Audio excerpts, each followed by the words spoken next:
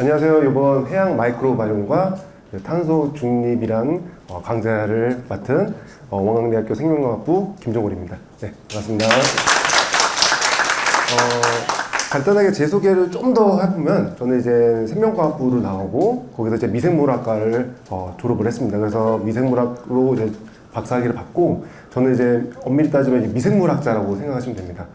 일종의 과학자죠. 과학자인데 미생물을 연구하는 과학자다라고 생각하시면 됩니다. 거기 아래 제 메일 주소도 있으니까 혹시나 제 강좌를 듣고 궁금한 사항이 있으면 언제든지 연락을 주시면 될 것 같아요. 자, 제 주 연구 분야는 토양이랑 뭐 해양 미생물, 그 다음에 이제 최근에는 이제 휴먼 마이크로바이옴, 우리 인간의 몸, 그 다음에 지구 온실가스 관련된 미생물을 분리 배양을 해서 연구하는 일을 하고 있어요.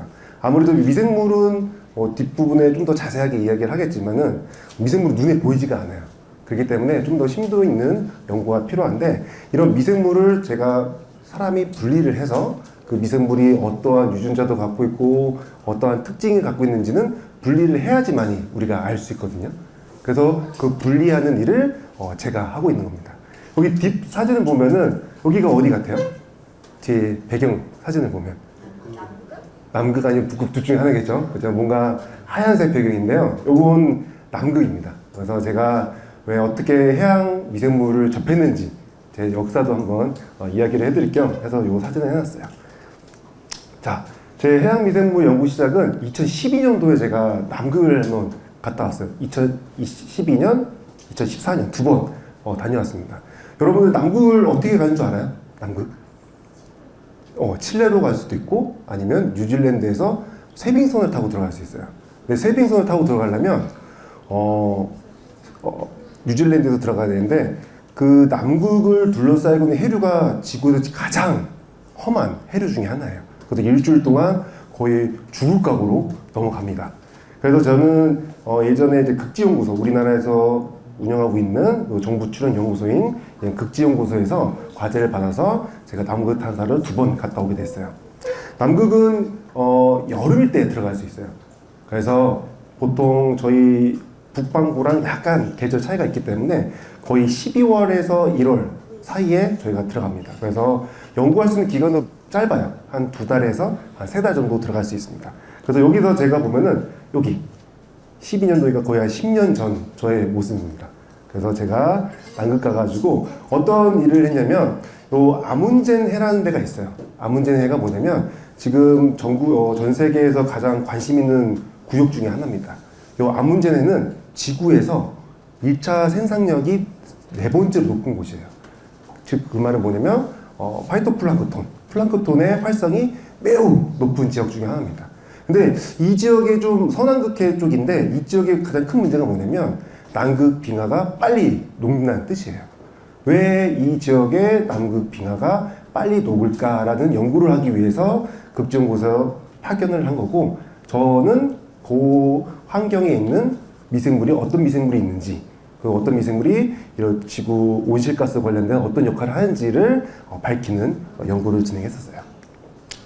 그래서 오늘 주제는 뭐 해양 마이크로바이옴과 탄소 중립에 대해서 이야기할 거고, 일단 해양의 중요성, 그 다음에 이제 미생물이란 무엇인지를 한번 좀 더 이야기해주고, 이런 지구의 문제 및 해결을 이 미생물로 어떻게 해결해야 될지, 그거에 대해서 제 연구 결과를 곁들여서 한번 이야기를 해보도록 할게요. 해양은 중요하죠. 해양은 왜 중요할까요? 해양은 지구에서 한 70%에 해당하고 있어요. 또 무슨 또 중요성이 있을까요? 해양에서 이런 일자 생산도 엄청나게 많이 일어나고 있어요. 한 50%가 바다에서 일어나고 있다고 보시면 됩니다. 그리고 일반 사람들이 느끼기에는 이런 해양에서 많은 해조류라든지 아니면 생선 같은 거 우리가 얻을 수 있잖아요. 근데 그 이외에 우리가 살짝 간과할 수 있는 부분이 뭐가 있냐면, 바로 이런 산소를 만들어주는 곳도 바로 이 바다고, 여기 우리가 가장 지구 온난화로 가장 큰 문제가 되고 있는 가스가 뭐예요? 이산화탄소잖아요. 이산화탄소도 가장 많이 포집해서 할 수 있는 곳이 바로 바다입니다. 그리고 최근에 또 어떤 역할을 해주냐면 바로 오염을 물질을 이런 정화해주는 역할도 바다에서 많이 이루어지고 있어요. 근데 이런 모든 부분에 아주 밀접한 연관성이 있는 게 바로 미생물입니다. 그래서 지금 현재 이런 해양 마이크로바이옴에 대한 연구가 많이 진행되고 있어요. 자, 요거는 태양계 사진인데 여러분들 태양계에서 생물체가 살 수 있는 행성이 어디예요? 지구죠. 또 어디 있을까요? 지금 뭐 추측되는 곳은 뭐 화성도 뭐 이야기 나오고 있긴 하지만 아직까지는 지구밖에 없어요. 그럼 지구에서는 왜 생물체가 살 수 있을까요? 대기가 있고 또 공기도 있고 또 뭐 물도 있고 뭐 산소도 있고 막 다양한 이유가 있잖아요. 근데 그 중에서 가장 중요한 이유는 뭐냐면 미세먼지도 있어요. 그렇죠. 미세먼지 문제가 많죠. 그죠? 근데 가장 큰 중요한 건 뭐냐면 요 물질이라는 거예요. 물질. 우리 생물체를 이루고 있는 다양한 물질들이 있어요. 근데 지구는 이 물질이 순환을 이루고 있어요. 예를 들어서 우리 지구 온난화 가장 밀접한 이 탄소를 얘기해 봅시다. 탄소가 만약에 100이 있어요. 대기 중에. 그럼 누가 막 써요. 또 사용하고 남아도 결국은 다시 또 100이 된다는 뜻이에요. 이런 식으로 순환을 잘 이루고 있는데 여기 보면 황순환, 탄소순환, 질소순환이라는 게 있어요. 근데 여기 메커니즘 이런 프로세스를 보면 엄청 복잡하죠. 즉 다양한 생물체들이 관여를 하고 있다는 뜻이에요. 우리 인간도 관여를 합니다. 근데 이런 다양한 아주 복잡한 이런 순환을 이런 관여하는데 가장 밀접한 연관성이 있는 게 바로 미생물이에요. 그래서 이런 미생물이 이런 물질 순환을 통해서 우리 지구가 살아 숨쉴 수 있게 이렇게 도와주는 역할을 해주고 있습니다. 그래서 이런 물질 순환은 결국엔 이 지구 기후 변화와도 매우 밀접한 연관성이 있어서 많은 선진국들이 요 물질 순환 관련돼서 연구를 많이 하고 있어요. 그래서 이제 물질 순환과 이런 미생물과의 이런 관계에 대해서 한번 이야기를 해보도록 할게요. 우선 이제 미생물에 대해서 한번 간단하게 정의를 한번 해보도록 합시다. 미생물이 뭘까요? 미생물. 생물은 알겠죠? 근데 앞에 미자가 붙어요. 그렇죠. 작다는 뜻이에요. 그래서 이런 미생물은 과거에부터 알고 있었다기보다도 모르고 이용하고 있었죠. 하지만 언제부터 이제 미생물학이 시작이 됐냐면 미생물을 관찰한 시점부터가 이제 미생물학이 시작됐다고 보시면 돼요. 그래서 맨눈으로 보기 어렵고 무엇을 통해서 특별한 도구죠. 실험 도구. 바로 현미경을 써야 보이는 모든 생물을 이런 미생물이라고 부릅니다. 자, 그러면 미생물은 언제부터 우리가 연구를 시작했을까요? 봐보면은 17세기 전부터 이미 경험과 관습을 통해서 미생물을 이용을 하고 있었어요. 여러분들이 잘 알고 있는 이런 빵이라든지 여기 보면 뭐 어른분들이 계시다시피 뭐 맥주라든지 포도주, 이런 발효유 이런 걸 통해서 이런 미생물을 이용해서 이런 다양한 이런 우리 식품을 만들었었는데 그때 당시에는 그 존재를 몰랐죠. 하지만 이런 현미경이 개발된 후부터 이런 미생물을 알게 됐고 미생물학이 시작됐다고 보시면 됩니다. 자, 그럼 미생물의 종류가 뭐가 있을까요? 크게 한 세 가지로 나눌 수 있는데 첫 번째가 원핵생물이에요. 원핵생물. 이 원핵생물에는 여러분들이 잘 알고 있는 세균이 들어가 있습니다. 세균. 세균 다 아시죠? 가장 유명한 세균이 뭐가 있을까요? 일반인 다 알 수 있는 세균. 코로나? 코로나는 세 번째 때 얘기할 거예요. 바이러스 때. 우리 세균은 뭐가 있을까요? 가장 대표적인 세균. 뭐가 있을까요? 바로 우리 인간의 장에서 분리한 유산균도 있고 대장균도 있고 대장균이 바로 이 세균에 포함되고 있어요. 그 다음에 여기에 또 뭐가 포함되어 있냐면 고균이라고 하는 미생물이 또 포함되어 있어요. 고균은 여러분들이 되게 낯서실 거예요. 세균은 들어봤지만 고균은 잘 못 들어봤을 거예요. 참고로 저는 고균을 연구하는 사람 중에 한 명이에요. 근데 고균이 엄청 친숙합니다. 왜냐면 여러분들의 피부에도 있고 여러분들의 장에도 있어요.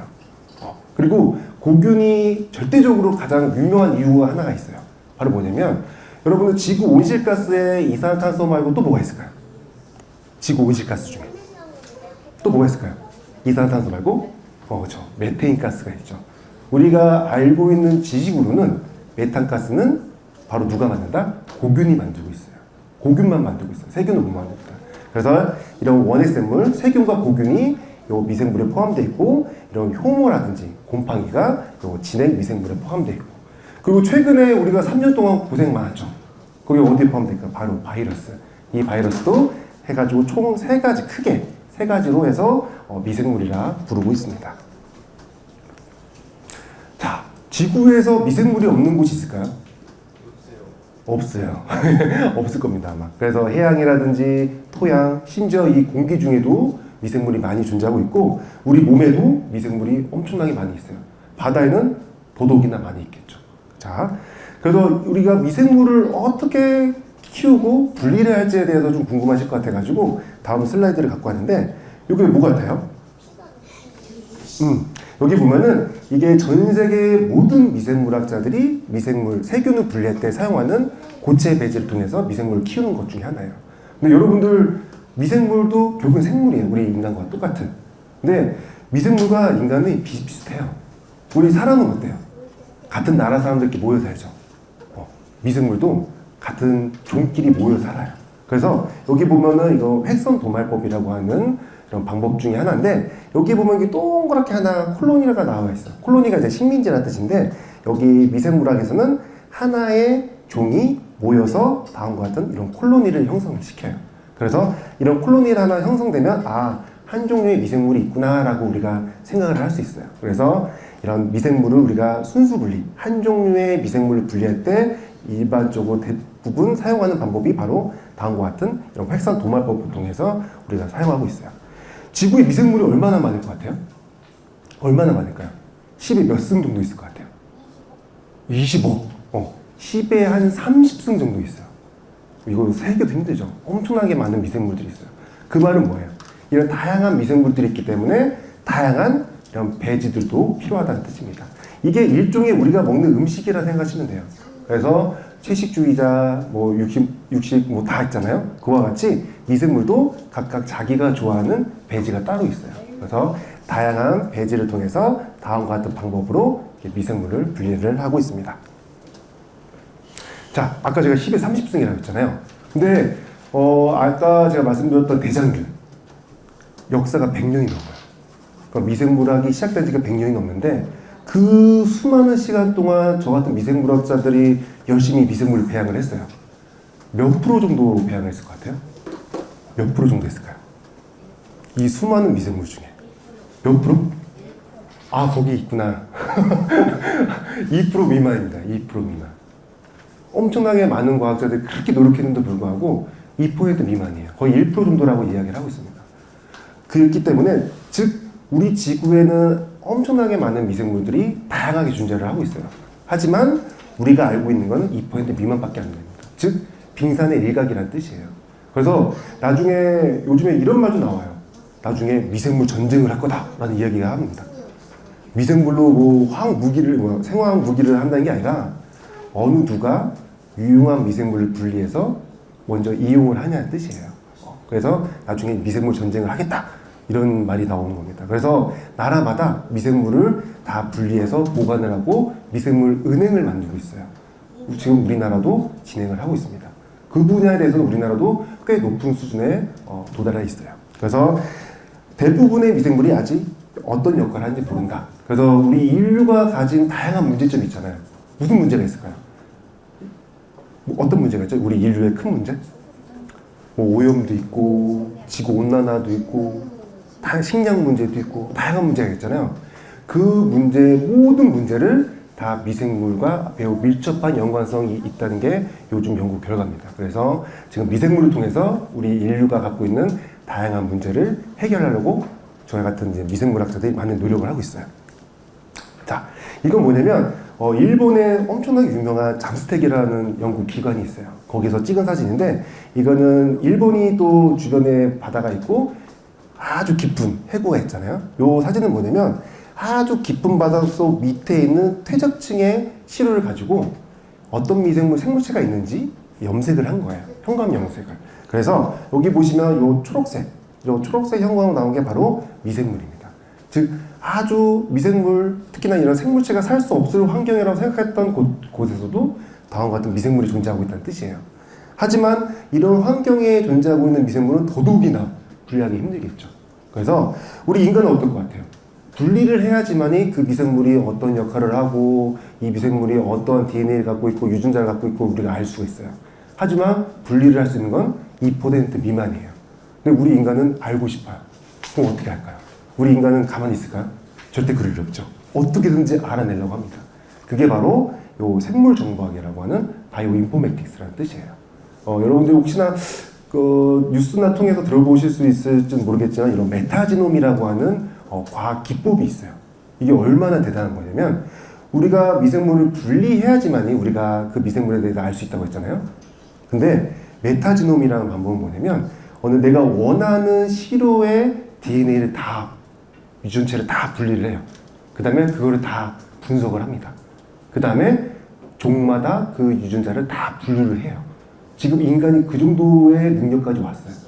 즉 그게 뭐냐면 내가 비록 배양은 못했지만 그 환경에 어떤 미생물, 어떤 생물체가 있는지 그리고 그 생물체들이 어떠한 유전자를 갖고 있는지까지 알 수 있는 수준까지 왔단 말이에요.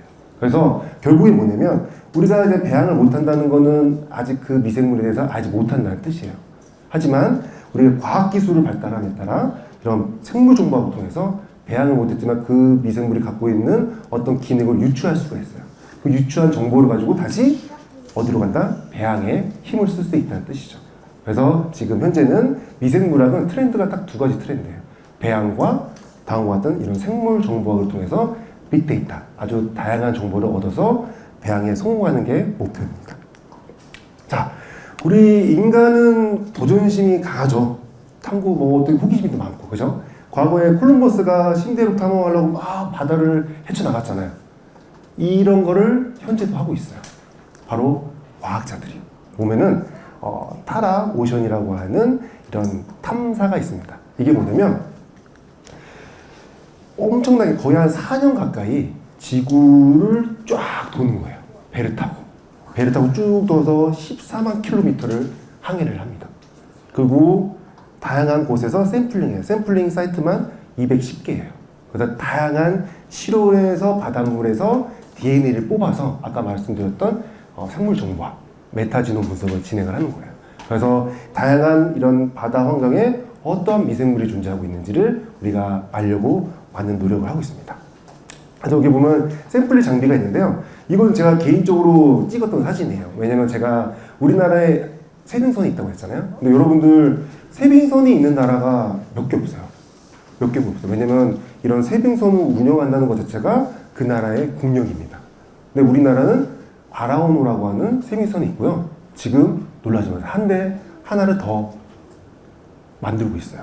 2대를 운영할 예정입니다. 그만큼 우리나라가 국력도 좋고 과학기술이 많이 발전했다는 뜻이에요. 이 부분을 꼭 얘기해 주고 싶었습니다.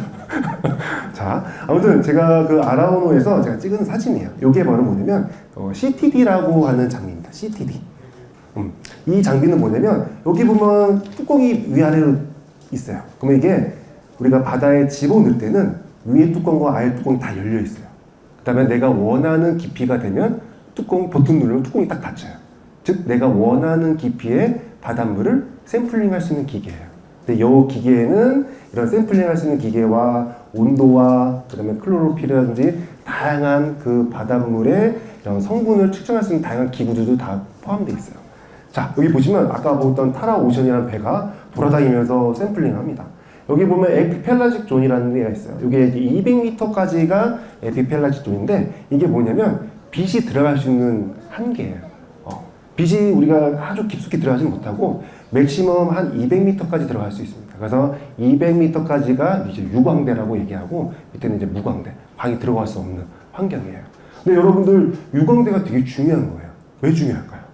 빛이 되게 중요하잖아요. 여러분들 낮에 태양빛을 막 쬐잖아요. 태양빛이 없으면 지구는 살아갈 수가 없어요. 왜 그럴까요? 태양빛을 우리가 뭘 해야 되죠? 그렇죠. 광합성을 해야 되죠. 모든 생물의 시작은 1차 생산입니다. 1차 생산. 그렇기 때문에 바다에서도 바다의 식물이 파이토플랑크톤이에요. 그래서 200m 안에 있는 다양한 이런 광합성하는 미생물에 의해서 유기물이 만들어지고 그 유기물을 다른 생물체들이 먹고 살아가는 거예요. 이런 다음과 같은 이런 생태계를 이루고 있는 것이죠. 그래서 다음과 같은 CTD 장비와 다음과 그물 같은 것도 있어요. 이런 그물 같은 걸로 포집을 해서 내가 원하는 연구를 진행합니다. 이것도 제가 다 남극에 있는 아라온을 타고 제가 찍은 사진들이에요. 이게 뭘 것 같아요? 이게 새우죠. 좀 더 전문적인 말로 볼까요?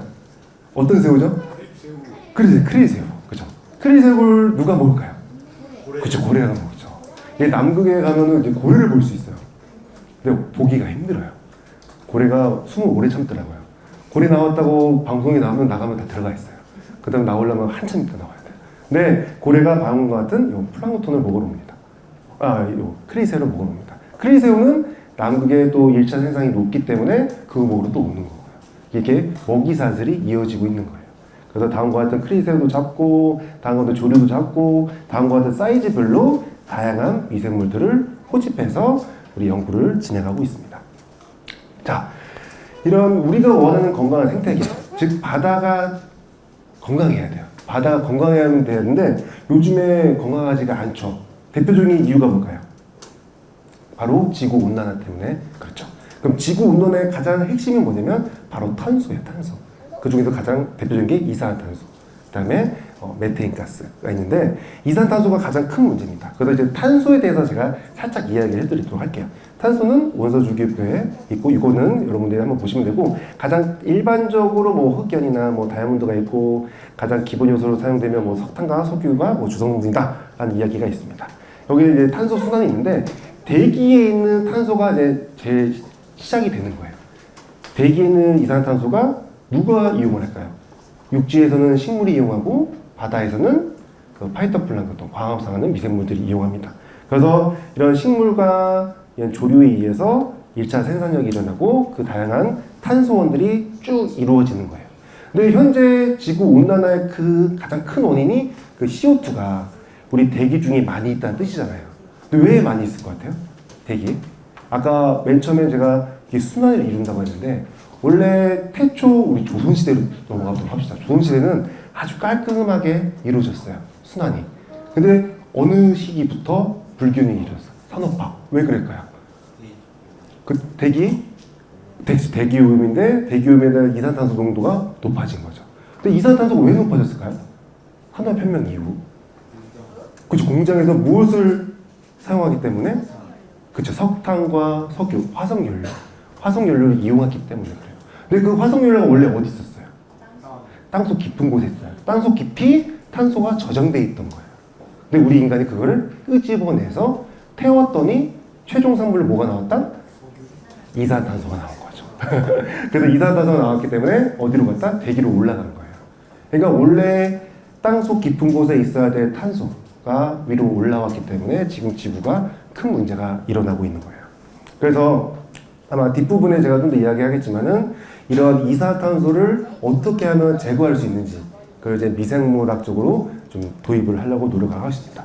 근데 지구가 지금 이산화탄소가 높아짐에 따라 부가적인 문제가 또 많아요.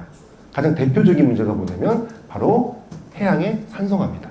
근데 참고로 해양만 지금 산성화되는 게 아니에요. 토양도 산성화가 되고 있어요. 토양도 어떤 문제가 있어요? 사막화도 문제가 되고 있고, 즉 생물체가 살기 힘든 방향으로 지금 넘어가고 있어요. 근데 왜 산성화가 진행되냐면 대기 중에 CO2가 높아지면 이게 바다가 그 CO2를 품는다고 했잖아요. 품다 보면 결국에 이 수소 이온이 나오기 때문에 pH가 떨어져요. 근데 이렇게 pH가 떨어지면은 여러분들 미생물들은 작잖아요. 작다는 건 뭘 뜻할까요? 민감하다는 뜻이에요. 이런 pH 작은 변화에도 민감하게 반응을 할 수 있어요. 그렇기 때문에 원래 지구를 순환을 잘 도와주는 다양한 미생물들이 딱 고정이 돼 있었는데 이런 온난화가 되고 온도가 올라가고 pH가 떨어지고 하다 보니까 전혀 예상치 못했던 애들이 더 많이 자라고 우리에게 유익한 미생물들이 줄어들고 이런 현상이 나타날 수 있어요. 그렇게 되면은 생태계가 어떻게 된다? 파괴가 되는 거죠. 그것도 이게 가장 지금 큰 문제가 되고 있습니다.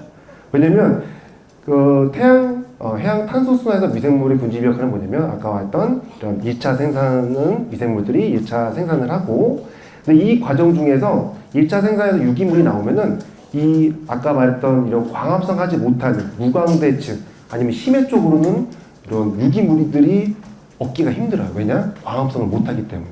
그래서 그 광합성을 못하지만 이 유기물을 어떻게 얻냐면 위에서 엄청난 양의 1차 생산량을 통해서 많은 유기물들이 나타나요. 그러면 거기서 밑에서 막 사용하고 나머지 부분이 이제 심해로 넘어가는 겁니다. 그리고 나서 또 어떤 미생물들이 있냐면 광합성을 하지 않고도 1차 생산을 할 수 있는 미생물도 있어요. 그런 미생물들이 이런 무광대, 빛이 없는 데서 활동을 하고 있습니다. 그 미생물을 제가 이제 연구하는 주 미생물 중에 하나예요. 그래서 아마 뒷부분에 제가 살짝 소개를 해드릴 겁니다. 자, 그래서 이런 남배양성 미생물을 통해서 우리가 이런 지구온난화를 어떻게 적용할지 한번 살펴보도록 합시다. 저도 이제 과학자니까 제 연구 결과를 살짝만 알려주도록 할게요. 제가 이제까지 해양에서 분리된 다양한 미생물에 대해서 이제 제가 템 사진, 전자 현미경 사진을 보여드릴 거예요. 그래서 세균도 있고, 그리고 고균도 있고, 바이러스도 있고, 저는 세 종류를 다 연구를 하고 있어요. 그 중에 제가 얘기하고 싶은 건 뭐냐면 다음과 같은 이 고균입니다. 고균. 이 고균이 얼마나 신기한 애들이냐면 원래는 이름이 고세균이었어요. 고세균. 세균인데 앞에 고자가 붙어요. 왜 붙어 있을 것 같아요? 이게 바로 옛고자입니다. 옛고자. 그래서 과거 태초 지구 환경에 존재하고 있을 법한 미생물이다, 세균이다 해서 고세균이라고 불렀어요. 근데 과거에는 그래서 세균과 고세균을 하나로 봤습니다. 왜냐면 여기 사진을 보면은 이 세균이고 이게 고세균이에요. 고균이에요. 모양이 어때요? 똑같아요. 그러니까 형태학적으로 보면 세균과 고균은 똑같아요. 하지만 우리 인류가 과학기술이 발달했죠. 우리 막 지노 분석하죠. 게놈 분석하죠. DNA 분석. 그 분석을 하고 나서 보니까 세균과 고균은 전혀 틀린 생물체였던 거예요. 그래서 앞에 있는 중간에 있는 세자를 뺐어요. 고균이라고 이름을 바꿨습니다. 그래서 여기 보면은 우리 인류 지구에 존재하는 생물을 총 3개의 도메인으로 나눠요. 그게 첫 번째가 세균, 두 번째가 고균, 그 다음에 진액, 우리 인간이 포함되어 있는 진액. 이렇게 다음과 같은 3개의 생물로 나눠져 있고, 이 개통수, 요 트리를 보면은 어떤 걸 볼 수 있냐면 세균과 고균 전혀 반대에 있어요. 근데 또 신기한 거 뭐냐면 요 고균은 누구랑 가까이 있어요? 진핵생물과 가까이 있습니다. 즉 우리랑 같아요. 비슷해요. 과거에 공통 조상을 갖고 있습니다. 아까 이렇게 길쭉한 모양의 고균이 수십억 년 전에는 하나였어요. 근데 진화를 우리는 인간으로 진화를 하는 거고, 아까 고균은 그대로 고균으로 진화한 거예요. 이게 진화론적으로 봤을 때 매우 특이한 생물체 중에 하나입니다. 그래서 아까 말했듯이 고균, 고세균이라서 얘는 태초에 지구 환경에 존재하는 미생물로 알려져 있어가지고 주로 어디서 주로 발견이 됐냐면 극한 지방, 뭐 남극이라든지 요 해수에 여러분들 열수구라는 데가 있어요. 마그마가 올라오고 있는 이런 열수구에, 아니면 사해, 아니면 이런 온천의 아주 극한 환경에서만 발견되는 걸로 알고 있었어요. 하지만 2000년도 초반에 새로운 연구 결과가 나왔는데 이 고세균이 이런 극한 환경에만 있는 게 아니라 일반 해양에도 많이 있고 토양에도 있고 심지어 여러분들 피부에도 있어요. 다양한 환경에 존재하고 있다는 게 최근 연구 결과입니다. 그래서 요 고균, 제가 연구하고 있는 요 고균은 연구된 지가 얼마 되진 않았어요. 한 20년 정도밖에 안 됐어요. 20년이 되게 많은 것처럼 보이는데 20년은 과학계에서는 그렇게 긴 기간이 아니에요. 자, 그래서 제가 연구하고 있는 요 암모니아 산화 고균, 제가 연구하고 있는 요 고균에 대해서 한번 이야기해 드리도록 할게요. 왜냐면 이 고균이 뭐와 밀접한 연관성이 있다? 지구 온실가스와 매우 밀접한 연관성이 있어요. 자, 이 고균은 어떻게 살아가냐면은 광합성을 하진 않아요. 하지만 얘는 1차 생산자입니다. 특이하죠. 그래서 얘네들은 암모니아를 이용해서 에너지를 얻어요. 그리고 1차 생산자의 가장 큰 특징이 뭐냐면 CO2, 이산화탄소를 이용할 수 있다는 뜻이에요. 이 친구들은 암모니아를 산화해서 에너지를 얻고 그 다음에 이산화탄소를 통해서 탄소를 얻습니다. 그래서 2차 생산자 역할을 해주고 있어요. 즉 어디서? 심해에서 주로 역할을 하고 있습니다. 그래서 이 친구들은 즉 1차 생산도 하고 지구 온실가스인 이산탄소도 포집을 해줬기 때문에 매우 중요한 미생물 중에 하나예요. 근데 요 고균, 암모니아 산화 고균은 좀 아이러니한 게 요 암모니아를 산화하면서 무엇을 만드냐면은 요 아산화질소를 또 만들어내요. 근데 여러분들 아산화질소 혹시 들어보셨나요? 요것도 아주 강력한 지구 온실가스 중에 하나예요. 일종의 병주고 약주고 다 하고 있어요. 어떻게 보면 CO2를 고정해서 우리에게 이로움을 주고 있는 것 같지만 자기네들 살아갈 때, 이 암모니아 산화할 때, 이 아산화질소를 만들어내는 또 이런 또 아이러니한 현상을 나타내는데, 아무튼 이렇게 다양한 지구 온실가스와 매우 밀접한 연관성이 있기 때문에 아주 영구적으로 가치가 높습니다. 자, 그래서 제가 연구 결과를 보여주면, 요게 제가 이제 암모니아 산화 고균을 분리해가지고 그 전자현미경 사진을 보여드린 거예요. 자, 근데 제가 최근에 어떤 걸 발견했냐면, 이 고균은 남배양성이에요. 배양하기가 매우 어려워요. 그래서 이 고균만 톡 하고 분리하기가 매우 힘듭니다. 근데 제가 아까 서두에 미생물 분리할 때 뭘 통해서 분리한다고 했죠? 아까 고체 배제에서 콜로니를 형성해서 뭐 한다고 했잖아요. 이 미생물은 고체 배제에서 안 자라요. 액체 상태에서만 자랍니다. 즉 이런 남배양성 미생물들은 좀 특이적인 게 있어요. 그래서 배양하기가 매우 어렵습니다.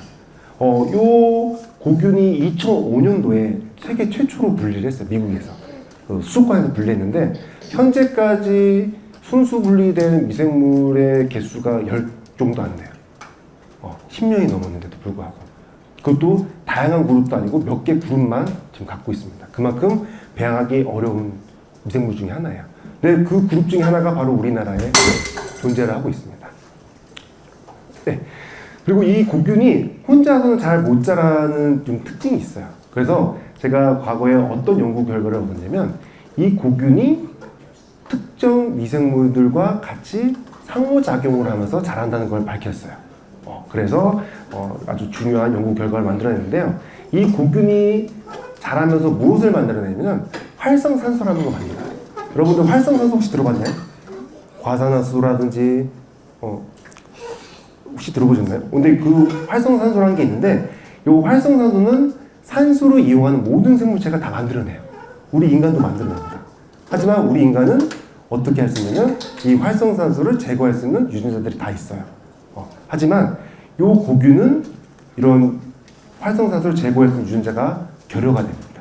그래서 주변에 있는 세균이 이 활성산소를 제거해 주는 것을 이런 상호작용 팩터를 밝혀가지고 제가 연구 결과를 만들어냈고, 그래서 이러한 상호작용을 통해서 지구 온실가스인 이산화탄소와 아산화질소의 조절을 할 수 있지 않을까라고 하는 이런 연구 결과도 만들어냈습니다. 자, 그리고 여러분들 최근에 그 코로나 바이러스, 여러분들 바이러스가 왜 있는 것 같아요? 바이러스가 우리 지구에 왜 있을까요? 응? 왜 있을 것 같아요? 바이러스의 존재. 바이러스는 어떤 존재예요? 숙주를 어떻게 하나요? 숙주를 죽이는 역할을 하잖아요. 근데 이게 좀 너무 좀 난폭한 표현이긴 하지만 엄밀히 따지면 군집 조절을 해주는 거예요. 군집 조절. 이 말은 뭐냐면 아까 제가 지구가 이렇게 생명체가 살 수 있는 이유가 뭐냐면 물질 순환을 이룬다고 했잖아요. 그 다양한 순환의 다양한 생물체들이 적당량 유지를 하고 있어야 돼요. 근데 어느 한 그룹이 많아져 봐요. 그럼 어떻게 될까요? 그 균형이 깨지겠죠. 그 균형을 깨는 걸 막기 위해서 바이러스가 있습니다. 그래서 바이러스는 절대로 숙주를 멸종시키진 않아요. 멸종시키면 자기도 죽는 거니까. 그래서 바이러스는 군집 조절하는 게 가장 큰 역할 중에 하나입니다. 그래서 이 고균은 지구의 3대 미생물 중에 하나예요. 랭킹 3위 안에 들어가요. 엄청나게 많은 양을 갖고 있어요. 심지어 바다 깊은 곳에서는 반이 얘네예요. 엄청나게 많이 있습니다. 많이 있을 수밖에 없죠. 1차 생산자이기 때문에. 엄청나게 중요한 역할을 해줘요. 그래서 과학자들이 이 고균이 엄청 중요한데 어떻게 이렇게 환경에 많이 존재할 수 있을까? 이 고균은 지구 온실가스에 매우 밀접한 연관성도 있고, 그래서 이 고균을 컨트롤하는 팩터가 무엇일까라는 게 좀 궁금했던 거예요. 그럼 가장 먼저 떠올릴 수 있는 게 뭐가 있어요? 바이러스죠. 그래서 제가 2019년도에 세계 최초로 보고를 했어요. 이 고균을 감염시키는 바이러스를 분리를 했습니다. 그래서 이 고균은 바이러스는 매우 특이하게 생겼어요. 이렇게 레몬 모양으로 되어 있어요. 우리가 알고 있는 일반 바이러스랑 좀 많이 틀립니다. 그래서 이런 고균은 또 바이러스는 이 고균을 감염시키고 숙주를 또 죽이지도 않아요. 매우 특이한 현상을 갖고 있어요. 근데 앞으로 이 부분에서 연구를 더 진행돼야 되겠지만은 제가 이 연구를 한 이유는 뭐냐면 다음과 같은 지구 온실가스를 유발시키거나 아니면 지구 온실가스를 제거해주는 역할을 해주는 매우 중요한 미생물이 있는데 이 미생물을 컨트롤하는 바이러스를 발견한 거예요. 그러다 나중에 진취적으로 봤을 때 이 미생물을 컨트롤함으로써 우리 지구 온실가스를 어떻게 효과적으로 제어할 수 있는지를 연구를 하려고 하고 있습니다. 자, 요즘에 가장 많이 듣는 말이죠. 탄소 중립. 이 말을 가장 많이 듣고 있는데요. 배출량과 흡수량을 똑같이 하겠다. 그래서 제로를 만들겠다. 이게 가장 큰 포인트 중에 하나입니다. 왜냐면 결국엔 지구 온난화를 일으키는 가장 큰 주범이 바로 이산화탄소이기 때문에 그래요. 그러면 이 이산화탄소를 어떻게 없앨 수 있을까? 아마 이 기사를 보신 것 같은데 지금 참고로 이제 미국에서는 다음과 같은 연구를 하고 있어요. 미생물 공장을 만들고 있습니다. 미생물 공장. 그 말은 뭐냐면 미생물을 먹는 미생물들이 많이 있어요. 그래서 미국에서는 어떤 일을 하고 있냐면 그 화력발전소라든지 그러니까 이산화탄소가 많이 나오는 공장에 미생물 공장을 연결시키는 거예요. 그럼 어떻게 될까요? 발생된 이산화탄소가 그 미생물 공장으로 넘어갑니다. 그러면은 그 미생물 공장에 있는 미생물이 그 이산화탄소를 먹고 우리한테 유용한 물질로 전환을 시켜줘요. 그걸 지금 미국이 하고 있어요. 그 특허를 내고. 그래서 우리나라도 그 시스템을 그대로 따라서 우리나라 좀 진행을 하고 있습니다. 그래서 제가 이러한 이산탄소를 흡수를 하고 아세트산을 생산하는 미생물을 분리해서 카이스트에 이제 교수님들한테 보내면 거기서 이제 유전공학을 통해서 더 좋은 균을 개량을 한다든지 해서 미생물 공장을 만들려고 노력을 하고 있어요. 그러니까 그만큼 우리는 모르지만 일반인들은 잘 모르지만 과학계에서는 어떻게든지 이산탄소를 제거하기 위한 노력을 많이 진행을 하고 있다는 뜻이에요. 그리고 또 우리 코로나 때문에 또 어떤 문제가 있어요? 그죠? 일회용품은 너무 많이 쓰잖아요. 이것도 가장 큰 문제 중에 하나입니다. 근데 최근에 이런 플라스틱을 우리가 이용을 안 할 수 있을 것 같아요? 너무 편리해요. 그럼 어떻게 될까요? 사용은 해야겠어. 재활용하는 것도 힘들죠. 차라리 플라스틱의 가장 큰 단점이 뭐예요? 분해가 엄청나게 오래 걸린다는 거잖아요. 그래서 지금 현재 어떤 일을 하고 있냐면 원료를 바꾸려고 해요. 분해가 잘 되는 플라스틱 원료를 통해서 플라스틱을 만드는 거죠.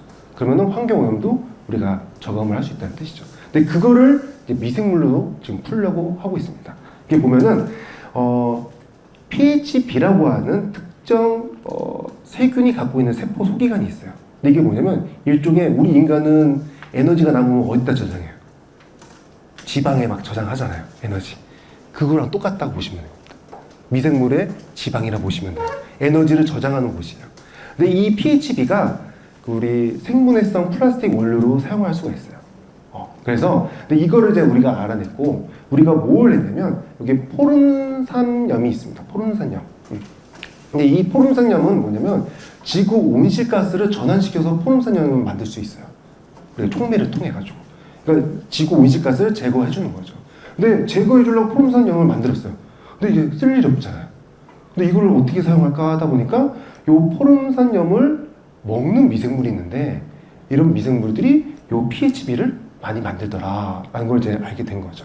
그래서 지구 온실가스로부터 시작돼 가지고 이 포름산염까지 오고 이 포름산염을 먹는 미생물을 분리함으로써 최종적으로 이런 뭘 한다? 바이오 플라스틱 소재를 만드는 연구도 진행을 하고 있습니다. 이것도 저도 올해까지 계속 진행을 하고 있고요. 그래서 이 연구 개발을 통해서 이런 온실가스 저감 기술을 통해서 이런 탄소 중립에 기여할 수 있는 다양한 미생물적 적용이 있어요. 그래서 미생물 하면 다들 어떤 느낌이에요? 솔직히 얘기해서. 미생물 하면 부정적인 이미지가 매우 강합니다.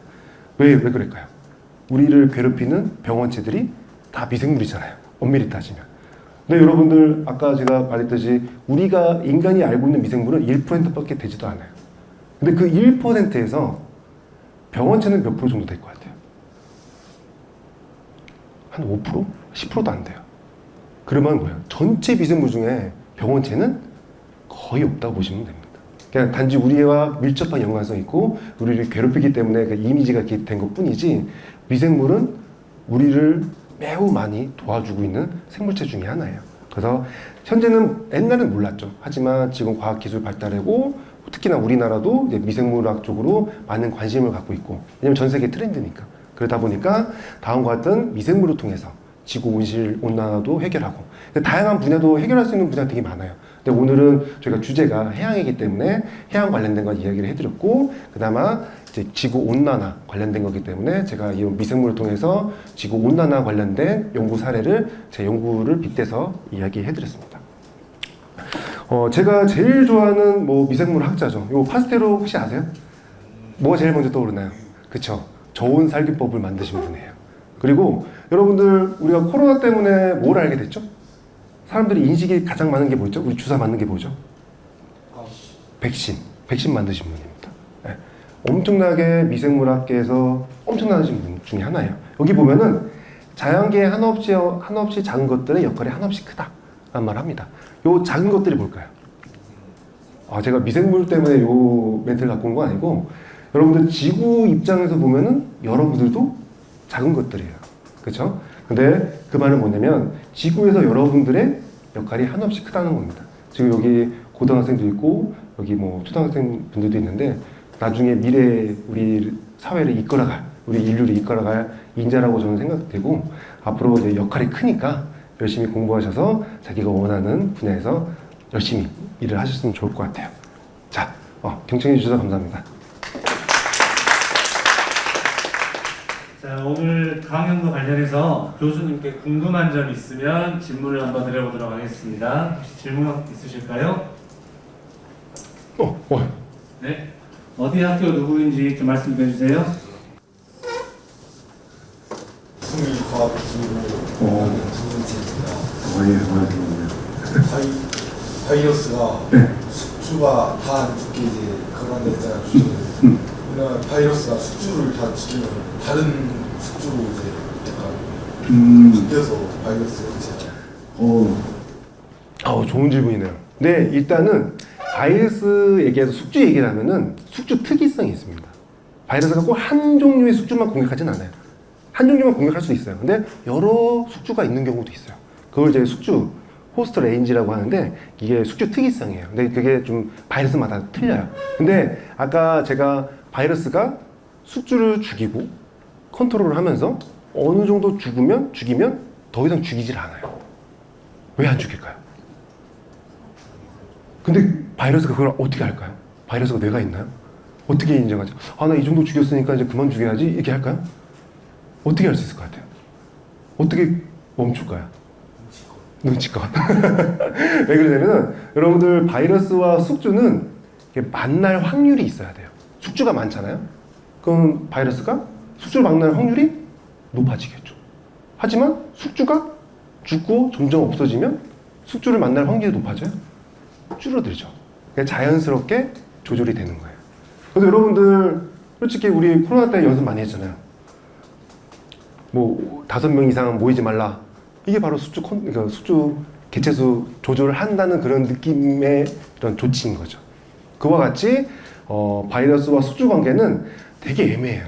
서로 바이러스는 숙주를 죽이려고 계속 진화를 하고 숙주는 어떻게든지 얘네를 회피하려고 또 진화를 하고 서로 이렇게 진화를 합니다. 이것도 하나의 아주 긍정적인 효과예요. 왜냐면 생물체는 결국엔 진화를 해야 되거든요. 그래서 바이러스가 비록 우리를 죽이는 경우도 있긴 하지만 결국 우리를 다양성을 높여주는 또 역할을 해주고 있어요. 네. 그러니까 바이러스가 꼭 나쁜 역할을 하는 건 아니에요. 자기 일을 하고 있는 겁니다. 군집 조절, 그 다음에 그 생물체의 다양성 확보, 진화에 아주 밀접한 연관성이 있어요. 네, 좋은 질문이었네요. 네. 또 자, 다음 질문 또 있으실까요?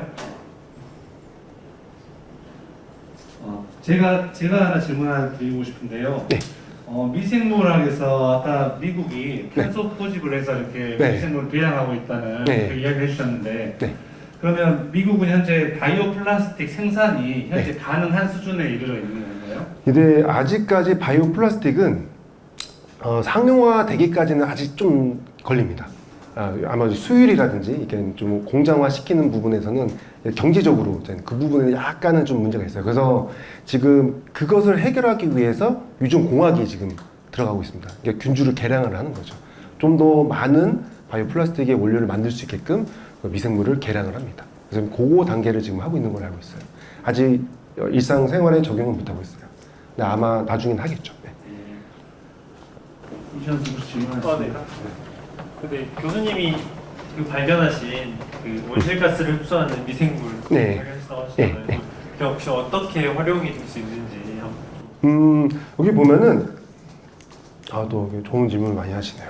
자, 여기 보면은 참고로 여기서 분리한 미생물은 호기성 미생물, 그러니까 산소를 먹는 미생물이 아니에요. 혐기성 미생물이에요. 산소가 없는 환경에서 사는 미생물이고, 산소가 없는 환경에서 이산화탄소를 먹고 우리가 원하는 다양한 물질을 만들어줄 수 있어요. 그래서 가장 대표적인 아세트산이라고 적혀있는데 이거 말고도 다양한 물질로 전환을 시켜줄 수 있어요. 즉 우리 인간이 원하는, 즉 우리가 필요 없는 이산화탄소를 없애고 그 이산화탄소로 우리가 원하는 물질로 전환을 시켜서 우리 인간이 쓸 수 있게끔 만들어주는 일을 하는 거죠. 그거는 다양한 물질은 우리 인간이 조절을 또 할 수 있어요. 유전자 조절을 해가지고 유전 공학을 통해 가지고 뭐 A라는 물질을 만들어라, B라는 물질을 만들어라 이렇게 개조를 할 수 있습니다. 지금 그 단계까지 지금 하고 있어요. 그다음에 원하는 물질을 만들 수 있게끔 개조를 하는 거죠. 예. 네, 오늘 강연 마치신 교수님 어떤 소감 한번 듣고 마무리하도록 하겠습니다. 네, 아무튼 이렇게 좀 좋은 자리에 좀 초청해 주셔서 너무 감사하고 또 이렇게 또 강연을 듣기 위해 오신 분들이 저는 깜짝 놀랐습니다. 저는 이미 섭외가 된 줄 알았는데 다 자의적으로 이렇게 오셨다길래 우리나라의 미래가 너무 밝은 것 같고요. 나중에 이것도 하나의 저는 인연이라 생각하고 제가 아까 뭐 이메일 주소도 있으니까 언제든지 궁금한 사항이 있으면 연락을 주시면 제가 언제든지 답변을 드리도록 하겠습니다. 아무튼 오늘 와주셔서 감사하고 또 이게 열심히 또 들어주시니까 저도 기분 좋게 강연을 했던 것 같아요. 네, 감사합니다.